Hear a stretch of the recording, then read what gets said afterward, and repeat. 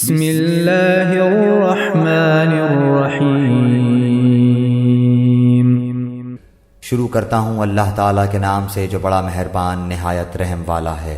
ومن يشاقق الرسول من بعد ما تبين له الهدى ويتبع غير سبيل المؤمنين نوله ما تولى ونصله جهنم وساءت مصيرا۔ جو شخص باوجود راہ ہدایت کے واضح ہو جانے کے بھی رسول صلی اللہ علیہ وسلم کا خلاف کرے اور تمام مومنوں کی راہ چھوڑ کر چلے، ہم اسے ادھر ہی متوجہ کر دیں گے جدھر وہ خود متوجہ ہو، اور دوزخ میں ڈال دیں گے، وہ پہنچنے کی بہت ہی بری جگہ ہے۔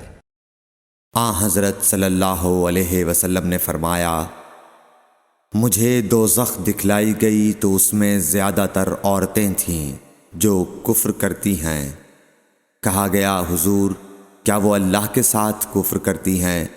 آپ صلی اللہ علیہ وسلم نے فرمایا کہ خاوند کی ناشکری کرتی ہیں اور احسان کی ناشکری کرتی ہیں۔ اگر تم عمر بھر ان میں سے کسی کے ساتھ احسان کرتے رہو، پھر تمہاری طرف سے کبھی کوئی ان کے خیال میں ناگواری کی بات ہو جائے تو فوراً کہہ اٹھے گی کہ میں نے کبھی بھی تجھ سے کوئی بھلائی نہیں دیکھی۔ صحیح بخاری حدیث نمبر 29۔